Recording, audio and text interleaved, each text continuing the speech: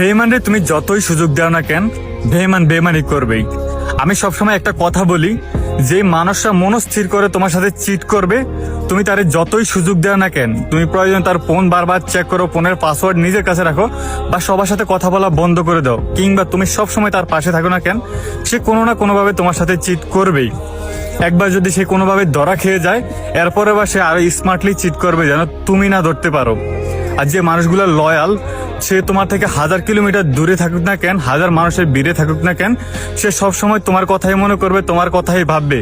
সে অপেক্ষায় থাকবে তোমার সাথে একটু কথা বলার জন্য, তুমি কখন টেক্সট করবা, কখন কল করবা। কারণ মেরি জান, লয়ালিটিটা আসে মন থেকে। যারা লয়াল, সে যে কোনো সময় যে কোনো পরিস্থিতিতে থাকুক না কেন, সে লয়ালই থাকবে। আর যারা চিট করে বেইমান, তাদেরকে যতবারই সুযোগ দেয় না কেন, সে ততবারই তোমার সাথে চিট করবে, বেইমানি করবে।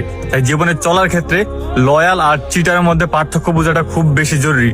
যার জীবনে একজন চিটার বেইমান আসছে, তার জীবনটা পুরো নষ্ট করে দিয়ে গেছে।